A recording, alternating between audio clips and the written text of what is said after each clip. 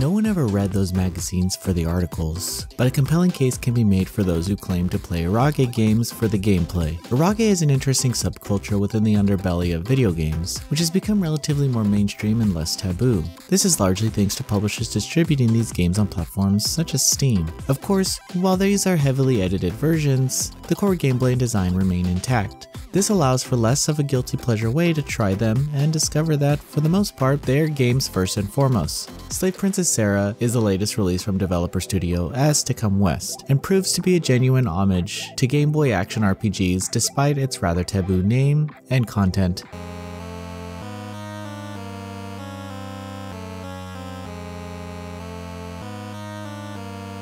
Slave Princess Sarah's Steam release is edited as an all-ages version, but a patch is available. The chances are that if you really wanted to indulge in the adult content through a green hue filter, then you've most likely already figured out how to by now. Fair warning though, the content is legitimately insane, and even the material vaguely implied in the edited Steam release provides a pretty good indication of this. Ultimately, it's your choice if you're okay with seeing things that can never be unseen. The story of Slave Princess Sarah feels like something out of an adult-only fantasy B-movie. An entire kingdom gets conquered and pillaged and the royals sold into slavery, and this is where the protagonist, Princess Sarah herself, comes in as she and her sister try to escape their owner. It's all very over the top and dark, and you'll either find the whole thing silly or disturbing and offensive. Just the title of the game alone might scare potential players away. This all highlights the main dilemma surrounding most Arage games, which is how often the adult content in itself does the greatest disservice to what otherwise is a fairly decent video game. The story isn't terrible all the time, especially with greater evils becoming apparent, and so Sarah's quest becomes about more than just her own freedom. Slave Princess Sarah is a Game Boy styled game through and through, and it's worth wondering how much more the game could be appreciated and enjoyed had some work been done to the release it on a cartridge for the real thing. As it stands now, players will simply be playing a retro adventure on their computer, which takes away some of the immersion of the novelty, and the graphics wear off quickly. As a game, Slave Princess Sarah takes after a few seminal Game Boy Adventure games. Obviously, the similarities of the original 1993 The Legend of Zelda's Link's Awakening are there, but the experience as a whole really takes after the 1991's Final Fantasy Adventure, which allows it to actually end up feeling like a legitimate RPG, much to the surprise to anyone who can look past the gimmick of the game's adult themes. The main quest involves earning enough funds to buy back Sarah and her sister's freedom, and so during the day she is allowed to explore the world to complete quests. The game provides 30 days to do this, with the day cycle ending when Sarah returns home or falls during battle. It's probably best to explore and do as much as you can until you fall during battle, because the game lets you keep your gold, experience, and items for the most part. Most of the inns in the game are under renovation too, but of course they are. Early on there is a guild where odd jobs can be completed, being a good way to farm for gold and experience points. Speaking of, it's quite easy to level up and become reasonably strong in no time. Once you start exploring the rest of the game world and complete the first dungeon and boss battle, the adventure really starts to get more interesting as different skills and weapons allow you to explore more areas. There's some thought in the gameplay systems here and how the ideas interplay in its design. There are various enemies to battle, a range of weapons to use, and even spells to learn. While the dungeons and maps are interesting, the boss battles in particular present some of the best moments in the adventure. As they have a pretty old school design reminiscent of classic Zelda games, the adventure's pacing feels quite methodical and organic too, with decent variety in level design and presentation as Sarah progressively explores new environments.